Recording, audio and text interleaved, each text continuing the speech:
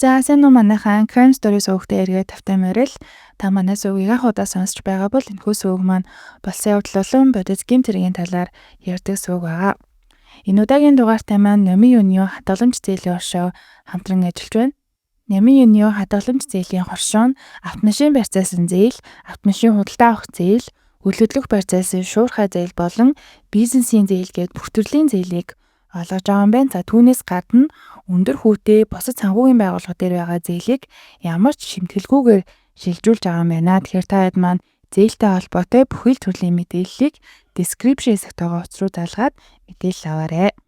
За энэ удаагийн дугаараар та бүхэндээ 2 жилийн өмнө буюу 2024 онд Америкийн нэгдсэн улсад болсон нэгэн гэмт хэргийн талаар ярьж өгөхөөр бэлтгэлээ. За ингээд ч хэрэглүүгээ орцгоё. Өнөөдрийн дугаараар ярих эмэгтэйг Shade Robinson гэдэг би цаашдаа Shade гэд дуудаад явъя. Shade 2004 оны 5 дугаар сарын 10-ны өдөр Америкт төрсөн. Тэгээд доороо 2 эмэгтэй дүүтэйгээ аав ээж тавуулан амьдардаг байжгаад аав нь жоохон багт нь ээжээс нь салаад тусдаа амьдрахаар Флорида руу нүүсэн. Shadeгийн хувьд бол тэгээ багын л маш нээлттэй, олон зүйлд авьяастай, мундаг охин байсан. Тэгээ сургуультай байхдаа хөл бөмбөг тоглодог, охтуудын скаутад явдаг гэд нэлээд идэвхтэй хүүхдүүдийн нэг байсан. Shade багтаа сонсголын жоохон муу байсан болохоор сонсголын аппарат нэлээд хожуу зүгээд бусад хүүхдүүдийг бодвол жоохон сүулт хилд орсон. Тэгээ хэдийн асуудлууд байсан ч гэсэн Shade эрүүл сарвал нээлттэй, аз жаргалтай том өрөөдөлтэй охин болж өсөж төрөнсөн. Shadeгийн аав ээж хоёр нь тусдаа байдаг байсан болохоор ээж эмэгтэй дүүтэйгээ хамт амьдрахаар шийдсэн. Тэгээд дөнгөж 14 наснда хамгийн анхны ажил болох машин угаалгын газар машин угааж эхэлсэн. Shade тэгээ багасаа л ер нь маш том мөрөөдөлтэй байсан. За тэр нь болохоор цагдаа ч юм уу, мөрдөгч, FBI-д ажилладаг хүн, эсвэл хуульч ч юм уу, тиймэрхүү ер нь мэрэгжилтэй хүн болохыг мөрөөддөг байсан. Тэгээ ер нь мөрөөдөлтөд хурдхан л ойртохын тулд ахлах сургуультай байхдаа хичээлүүдээ шахаж үзээд 1 жилийн өмнө буюу 2021 онд төгсгөөр төлөвлөж исэн юм элэ. Ахлах сургуультай байхдаа Shade бүр нэгч биш 2 цагийн ажил хийдэг байсан. Тэгээд нэг нь болохоор пиццаны газар, нөгөөх нь шөнийн клубт цагийн ажил хийдэг. Тэгээд пиццаны газараа бүр 15 наснда ажил орсон гэсэн угийн нөө багын хариуцлагатай хичээнтгийн мундаг охин Shadeг бол пиццаны газрын захирал нь менежер болоод үргэлжлүүлээд ажиллах уу гэдэг саналыг хэдий залуухан ч гэсэн хэд хэдэн удаа тавьж исэн. Тэгээ Shadeгийн хувьд бол урдаа маш том зорилго мөрөөдөлтэй байсан учраас бүтэн цагийн менежерийн ажлаас нь татгалзаад тэгээ цагийн ажилтнаар нь л ажилладаг байсан юм элэ. За тэгээд яг нөгөө төлөвлөснийхөө дагуу шаргуу хичээснийхаа эцэс дахлах сургуулаа 1 жилийн өмнө Shade төгсөөд Criminal Justice мэргэжлэр бүтэн 100% тэтгэлэг авч мөрөөдлийнхаа мэргэжлээр сурч эхэлсэн. Тэгээ энэ мэргэжлэр ер нь төгссөн оюутнууд цагдаа, шүүгч, мөрдөгч, прокурор гэд янз бүрийн мэргэжил рүү ер нь шилжих боломжтой байдаг юм элэ. Shade 2024 онд ердөө 19 наснда тусдаа гарсан. Тэгээ ганцаараа амьдарч түрээсээ өөрөө төлөөд нэмээд мөнгөө урааж агаад машин хүртэл авсан. Түүнийг ер нь ямар хичээмтэй мундаг охин болохыг нь харуулж байгаа. Тэгээд Shade 17 настайгаас хойш маш олон удаа соло аяллаараас ганцаараа явсан. Тэгээд эхлээд Америк дотроо ингээд аялж агаад ганцаараа Жамайк руу хүртэл аялсан. 2 ажил хийдэг, зөндөө ийш тийшээ аялдаг, мэргэжлэрээ суралцдаг, нэмээд өдөр бүр мэргэжлийнхаа дагуу фитнест явдаг гэж Shade үнэхээр хичээмтгий залуу эмэгтэй байсан байгаа. Тэгээ аав ээж нь боломжгүй хүмүүс байсан учраас бүгдийг нь өөрөө болгож ээж дүү нартай хүртэл хаяа мөнгөө тусалдаг байсан. 2024 оны 4-р сарын 3-ны өдөр Shade гинтл ор сураггүй алга болчихсон. Тэгээ гэрийнхэн нь дүү нь ерөөсөө холбогдож чадахгүй байсан учраас цагдаад дуудлага өгч шалгуулах хүсэлтийг бол цагдаа нарт өгсөн. Цагдаа нар Shadeгийн түрээсэлдэг байранд нь ирээд үзэхэд гэрт нь бол хинч байгаагүй. Тэгээ хамгийн сүүлд ээж нь 4 сарын 1-ний өдрийн өглөөн нь видео коллоор залгаж охинтойгоо ярьсан байт юм гээ. Тэгээд Shade бол зүгээр л хэвийн ажилдаа явах гэж байна гэдэг ойр зургийн яриад уцаа тасалсан. Тэгээ тэрнээс хойш ээж нь ерөөсөө охинтойгоо холбогдож чадаагүй. Тэгээ Shade алга болоод 24 цаг болсон учраас цагдаа нар бол шуурхай хайж эхэлсэн. Цагдаа нарын хамгийн түрүүнд шалгаж үзсэн зүйл нь Shadeгийн амьдардаг байрных нь Камерон байсан. Тэгээд Shade алга болохоос 2 өдрийн өмнө 2024 оны 4-р сарын 1-ний өглөөний 9 цагт гэрээсээ гараад явж байгаа нь бол байрных нь камерт бичигдсэн. За тэгээ гэрээсээ гараад 15 минутын дараа Шаде өөрийнхөө ажилладаг пиццаны газартаа цагийн ажил хийхээр ирсэн. За тэгээ 5 цагт ажил нь дуусаад пиццаны газраасаа гараад Шаде өөрийнхөө машинаа унаад явж байгаанаас пиццаныхан газрынх нь зогсоолын камерт нь харагддаг. Шодыг алга болсон гэж цагдаа нарт дуудлага өгснөөс нэг өдрийн өмнө 4 сарын 2-ны өдөр Шодигийн гэрээс холгүй оршдог нэгэн паркийн голын эрэгт хүний хөл юмуу гэмээр зүйл оллоо гэдэг дуудлага нэг залуу цагдаа нарт өгсөн. Тэгээд тэр хаваар голын эрэг дагуу найзтайгаа цуг явж байгаад нэг хүний хөл юмуу гэмээр зүйл олоод цагдаа нарыг дуудсан нь тэр байсан. За тэгээд цагдаа нар ирээ шалгаад үзэхэд өнгөт арьстай эмэгтэй баруун хөл олцсон. За тэгээд цагдаа нарын хувьд бол мэдээж нөгөө ор сураггүй алга болчихсон 19 настай эмэгтэй хэрэг болон эмэгтэй хүний баруун хөл олцсон гэд энэ хоёр учир хэтүүлэг хэрэг бол яг ингээд нэгэн цаг үед давхцсан учраас магадгүй энэ хоёр хүнийг бол нэг хүн байх магадaltaй гэж цагдаа нараас сэжиглэж исэн.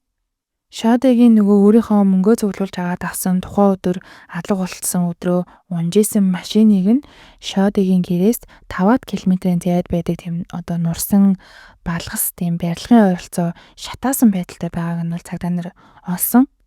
Шадигийн машин тэгээд юм бүхэлдээ шатчихсан байсан. Тэгээд цагдаа нарын хувьд бол ингэж амар шатчихсан байгаа машинаас л ямар нэгэн хурууны хээ ДНХ зэргийг бол олоход бол маш хүндрэлтэй болсон. Тэгээд хэдий хурууны хээ зэргийг шалгаж чадахгүй байсан ч гэсэн зарим нэг хэрэгтэй сэжигтэй зүйлсийг нь бол олж чадсан. Шадигийн машины жолоочийн суудлынх нь доороос Шадигийн өөрийнх нь яг гар цүнхэн олцсон. Тэгээ цүнхэн дотор нь төрөвч, мөнгө, банкны карт гээд бүхий л хэрэгтэй зүйлүүд нь хэвэндээ байснаас нь харахад энэ хэрэг бол ямар нэгэн байдлаар хулгайтай бол холбоогүй болж байгаа. Машины багажнаас цагдаа нар бүр аимшигтай зүйл олсон нь Шадигийн тэр өдөр өмсөжсэн бүх хувцснууд нь байсан. Тэгээ Шадигийн джинс өмд, күртэг, пүүзэн гээд бүгдийг нь олсон.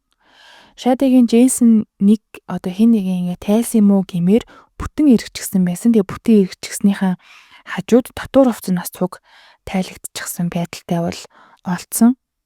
Машины жолоочийн суудлыг хэр хоошилсан байгаагаас нь цагдаа нар хэмжилт хийгээд үзэхэд Шади яг тэр хэмжээнд нь хоошилсан байгаа суудлнаас бол жолоондоо чүү ай хүрхээр тэгээ доор бүр тэр хаад тоормзондоо хөлн бүр яагаад ч хүрхээргүй хэмжээтэй байсан. Тэгээ цагдаа нар яг тэр хэмжээтэй ижил төрлийн машинд нь өөр том биетэй цагдааг суулгаад үзэхэд бол яг таарч ирснаас нь үзэхэд Шадигийн машиныг хамгийн сүлд хамгийн багадаа 180 см-аас дээш өндөртэй хүн болж жолоодж байсныг бол илрүүлсэн.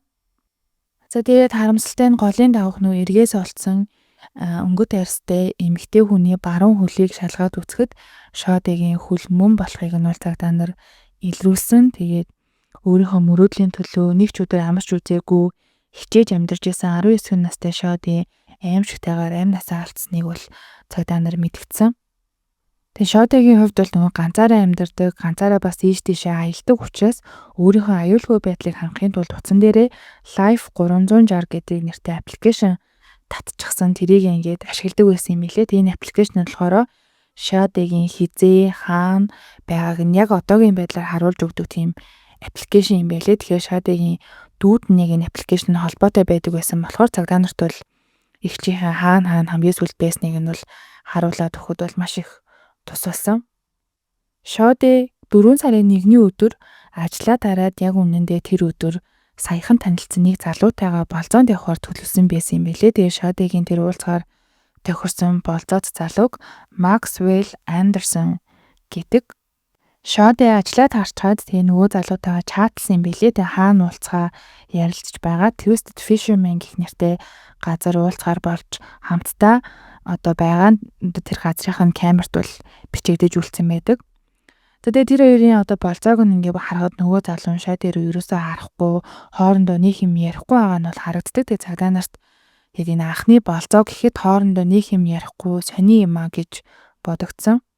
За тэр Twisted Fisherman гэдэг газраа цаг гарan байж агаад 6 цаг 30 минутанд Шади Максвелл хоёр тэр газраасаа гараад дараагийн газраа ирсэн нь Dukes on Water гэдэг нэртэй бас нэг баар байсан. Тэгээ тэр хоёр хоорондоо нэлээд ойрхон байсан болохоор өмнөх газраасаа 6 цаг 30 минутанд гараад 6 цаг 36 минут гэтэл нөгөө газараа очичихсан байсан. Тэр хоёр хэсэг тэр газараа сууж агаад босоод нь өөр нэг хостой ингээд тоглоом энтер тоглоод хөвгчлээ байгаа нь бол харагддаг. За тэгээд тэр газараа 2 цаг гарan тоглож сууж байгаад 9 цаг 3 минутанд хамтдаа гараад Шадэгийн машинд суугаад явж байгаанаас гудамжны хажуугийн CCTV-нд бичигдсэн байдаг. Тэгээ 2024 он гэдэг бол аз болоход хаас айгу маш олон камертай болчихсон үе учраас энэ хоёрын хаашаа орсон, хэдэн цагт гарч явсан, хэдэн цагт орсон, ороод юу исэн мэн гэ бүх зүйл нь бол камер дээр маш өнгөтөөр бичигдчихсэн байсан. За тэгээ тэр хоёр машиндаа суугаад 30-аад минут яваад 9 цаг 30-аад минутанд Максвеллийн гэрт ирснийг нь нөгөө Шадэгийн ашигладаг нөгөө Life 360 гээд байршил тогтоодог аппликейшнээс нь бол цагдаа нар мөн илрүүлж чаддаг. За тэгээд нөгөө аппликейшнээс нь харахад Максвеллийн гэрт ирээд 3 цагийн дараа буцаад гэрээс нь гараад явж байгааг нь бол бас нөгөө аппликейшн нь бол харуулдаг. За тэгээд Шадэгийн машин ийш тийшээ ингээд яваад байгаа нь CCTV-д зөндөө харагддаг ч гэсэн цонхон ингээд тэр чигтээ цантчихсан байсан болохоор хэн машин барьж байгаа нь бол ерөөсөө харагдахгүй байсан.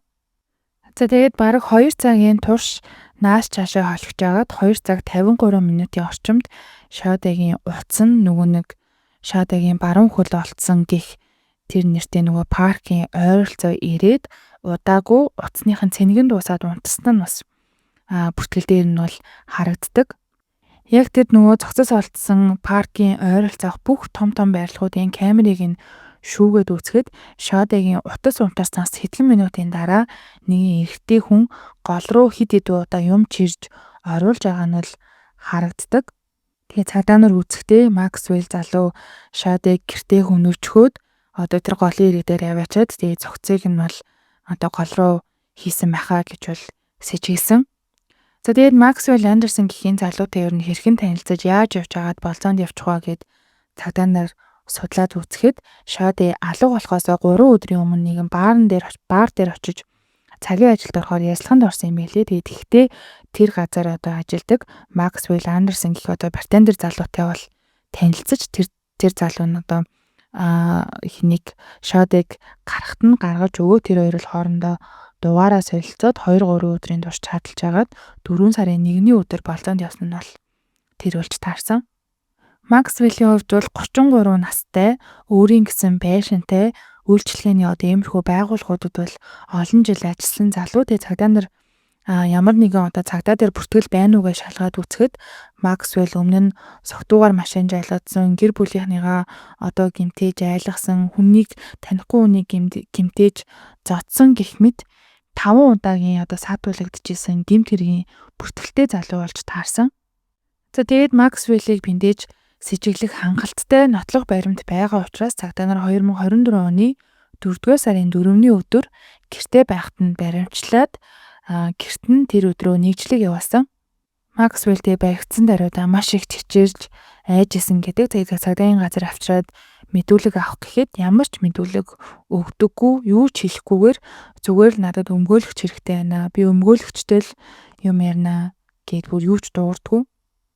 Цагдаа нар Максвеллийн гэрт нь нэгжлэг хийгээд үзэхэд ямар ч тийм аллаг болсон гэмээр уул мөр олдоогүйгээс гадна гэмт хэргийн одоо уул мөрийг дарах гэж ямар нэгэн цэвэрлэгээ ч юм уу хийсэн гэсэн шинж тэмдэг бол ерөөсөө байгаагүй. Тэгээ цагдаа нар гэрт нь очиод маш олон нотлох баримтыг олох байх гэж утсан ч гэсэн юу ч болоогүй.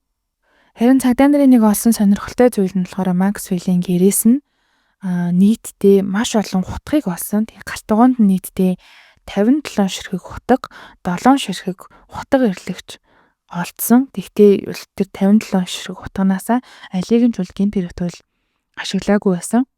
Тэгээ цагдаа нарт л мэдээж үнэхээр сэжигтэй санагдсан. Тэгээ үнэхээр тогооч ч юм уу хутгатай холбоотой ажил хийдэг хүн биш л бол энгийн хүнийг ерт бол хамгийн ихтэй 5-6 за өсрээд 10 хутгал байх боломжтой байхад Максвеллийн гэрт 57 хутаг, 7 ширхэг хутаг ирлэгч олдсон нь бол үнэхээр л сэжиг төрүүлэн байсан. Шадэгийн хамгийн сүүлд хамт байсан хүн нь Максвелл, хамгийн сүүлд Максвеллийн гэрт хамт байсан гэдгийг энэ цагдаа нар бол одоо мэдж байгаа ч гэсэн шууд одоо Максвелл бол алуурчин мөн гэсэн одоо бит нотлох баримт бол байгаагүй учраас илүү одоо мөрдлөг хийх шаардлагатай болсон. За тэгээд яг энэ мөрдлийн хавцад бол Шадагийн баруун хөл олцсон нөгөө голын эрэг хавцаа хид хідэн хүний эд эрэхтэн олцсон нь бас л Шадагийнх болж таарсан. Тэгээд цогцны дийлэнх хэсэг нь олдоогүй учраас цогцноос үл үхлийн шалтгааныг олох боломжгүй байсан. Тэгээ Максвеллийн хувьд бол ямар ч мэдүүлэг өгөхгүй байсан болохоор цагдаа нар бол бүр сүултээ аргаа бариад Максвеллийн ойр дотны хүмүүстэй нь бол одоо уулзаж мэдүүлэг авсан. За тэдний нэг нь бол Максвеллийн өмнөх найз охин буюу одоо Chloe Wright гэдэг нэртэй эмэгтэй байсан. За тэгээд энэ эмэгтэйтэй болохоор 2023 онд жил гарan үерхэд энэ хоёр бол сасан билээ. Тэгээ ер нь Максвелл ямар хүн байсан бэ? Чамайг хүчрхийлж байсан уу гэх мэт зүйлийг бол асуусан. Тэгээд тухайн эмэгтэй нь бол Максвелл битээр бол үерхэж байхдаа намайг ямар нэгэн байдлаар бол хүчрхийлж байгаагүй. Гэхдээ тэр бол хамгийн одоо тийм шилдэг мундаг тийм найз залуу бол байгаагүй гэж хэлдэг. За тэгээд нөгөө найз охин нь болохоор Максвелл өмнө нь одоо надтай үерхэж байхдаа хэрвээ хоёулаа дараагийн хавар хүртэл хамт байвал би чамаа нэг нууцлаг арал дээр аваачиж үзүүлнэ гэж хэлсэн байсан. Тэгээд тэр хэлсэн одоо арал нь болохоор яг нөгөө Шадагийн цогцос олцсон арал болж таарсан. Тэгэхээр Шадагийн тэр цогцос олцсон арлын талаар ямар нэгэн байдлаар Максвелл бол мэддэг байсан болж таарч байгаа. Цагдаа нар Максвеллийн пэшингийн ойролцоох амьдардаг хуршүүдийн бүх камерыг бол шалгаад үзсэн. Тэгээд Шадагийн алга болсон өдөр буюу 4 сарын 1-ний өдрийн оройны 10 цаг орчмын үед 2 хүн машинаасаа буугаад Максвеллийн байшин руу орж байгаа нь харагддаг. За тэгээд байшин руу ороод удаагүй 2 давхрын гэрэл нь асж байгаа нь бас хуршийнх нь камерт бол бичигдсэн байдаг. За тэгээд камерын бичдэг бол бүтэн сайн харагдахгүй нэлийн холоос бичсэн байсан учраас тэр зогссон машин бол Шадагийн машин 100% мөн. За бас тэр машинаас буусан 2 хүн бол Максвелл болон Шади 2 мөн гэсэн бас 100% нотлоход бол бас нэлийн хэцүү байгаад байсан. Цагдаа нар мөрдлөгөө үргэлжлүүлж агаад Шадагийн нөгөө машиныг нь шатаачсан байсан газраас холгүй байрлах автобусны буудлаас яг тэр өдрийнх нь өглөөн нь Максвелл автобусанд суусныг нь олсон. Тэгээд автобусны бас нөгөө автобусанд суухдаа автобусны камеранд бичигдчихсэн том үүргэвч үрчгсэн байсныг нь бол цагдаа нар бас олсон. За тэгээд камерын бичлэгэн дээр харагдаж байгаа тэр өмд цүнх гутал нь бол хаанаас ч олдоогүй. Гэхдээ өмсөжсэн тэр цамц нь болохоор Максвеллийн хөршийнх нь хогийн савнаас нь олдсон. За тэгээд тэр олдсон цамцнаас нь шалгаад үзэхэд харамсалтай Шадагийн DNA бол илэрсэн. Тэгэхээр хамгийн сүүлд бол Шади Максвелл хоёр хамтдаа байсныг нь бол цагдаа нар бол илрүүлж чадж байгаа. Цагдаа нар Шадагийн гэрээг нэгжиж байгаад Шадагийн гэрээс нэлээд хэдэн хар тамхи олсон. Тэгээ хар тамхи нэлээд олон байсан ч гэсэн Шадагийн цогцноос нь бол кофеинээс өөр ямар нэгэн одоо бодис илрээгүй. Тэгэхээр Шади бол тухайн өдөр ямар нэгэн мансууруулах бодис бол хэрэглээгүй байсан гэсэн үг. Тэгэхээр Шади угаасаа аав ээж нь хэлэхдээ ч гэсэн найзуудынх нь одоо өгсөн зүйлүүд хаа түүнээс манай охин бол өөрөө 19 настай мансууруулах бодис бол өөрөө хэрэглэж үзээгүй гэдээ бас хэлсэн байдаг. Цагдаа нарын бас нэг олсон юмшигтай зүйл нь бол Максвеллийн утсыг нь шалгаж агаад устгагдсан зургууд дундаас нь Шадагийн зургийг олсон. Тэгээ Шади тухайн зурган дээр бол ухаангүй болтой байгаа мó гэмээр нэг гараараа нүрээ дарчихсан, доошоо хараад хөвтчихсэн байхад нь араас нь зургийг нь дарчихсан. Тийм нэг зургийг бол цагдаа нар бол олсон.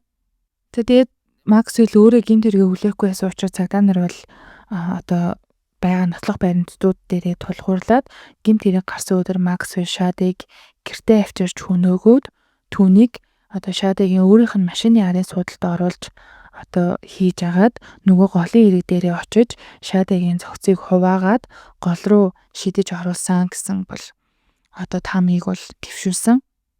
Шадаг ер нь хэрхэн хөнөөсөн яагаад ийм зүйл хийсэн талаар бол Максвелл нэг ч удаа ам нэгээгүй өөрийгөө ол энэ хэрэгтэй холбоогүй л гэсэн одоо байр суурьтай хэвээрээ байсан. За ингээд энэ хэрэг ер нь нэг тийшээ болж 2025 оны 5 сарын 27-ны өдөр Шадатай холбоотой энэ шүүх хурал нь бол ихэлсэн. За тэгээд Максвеллийн өмгөөлийн талаас бол мэдээж Максвеллийг бол ямар ч хэрэгт холбоо байхгүй гэсэн байр суурьтай байсан. За тэр эмэгтэйтэй болцсон нь үнэн, гэртээ авчирсан ч гэсэн үнэн тийм байлаа гэд түүний хөнөөсөн гэсэн үг шээ. Тэр нэгэн одоо жирийн линк хөдөлмөрч залуу түүнд ийм гэмт хэрэг хийх ямар ч шалтгаан байхгүй гэсэн байр суурьтай бол байсан. Максвелл ч гэсэн ерөн шүүх барал дээр уйлаад Шодигийн гэр бүлд гүн эмээнэл илэрхийлье. Гэхдээ би энэрийг хийгээгүй гэж эцсийн мөч хүртлээ гүрээсээр л байсан. Тэгээд хэдийн Максвелл хийсэн эргээ хүлээгээгүй ч гэсэн түүнийг хийсэн гих хангалттай маш олон биет нотлох баримтууд байсан учраас түүнийг Шадыг хүмүүсийн хэрэгт буруутад тооцоод бүх насаар нь хорих ялыг 2025 оны 8 сарын 1-ний өдөр бол түүнд оноосон.